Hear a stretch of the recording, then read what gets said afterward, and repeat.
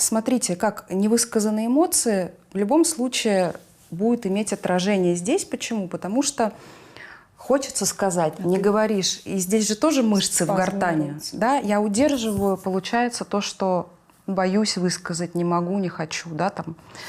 И спазм мышц, естественно, будет вызывать какие-то там, да, нарушения иннервации, опять же. Нарушение кровообращения. Нарушение вероятно. кровообращения, да.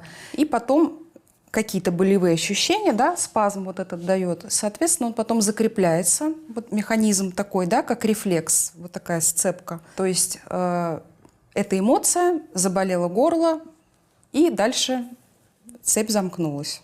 Вот. Соответственно, человек будет реагировать, возможно, да, на подобную ситуацию в другой раз вот этими ощущениями. Смотрите, как невысказанные эмоции в любом случае будут иметь отражение здесь. Почему? Потому что хочется сказать, не говоришь. И здесь же тоже мышцы в гортани. Да? Я удерживаю, получается то, что боюсь высказать, не могу, не хочу. Да, там.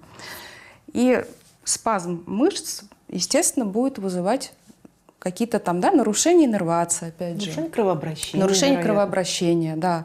И потом какие-то болевые ощущения, да, спазм вот этот дает. Соответственно, он потом закрепляется. Вот механизм такой, да, как рефлекс, вот такая сцепка. То есть эта эмоция, заболело горло, и дальше цепь замкнулась.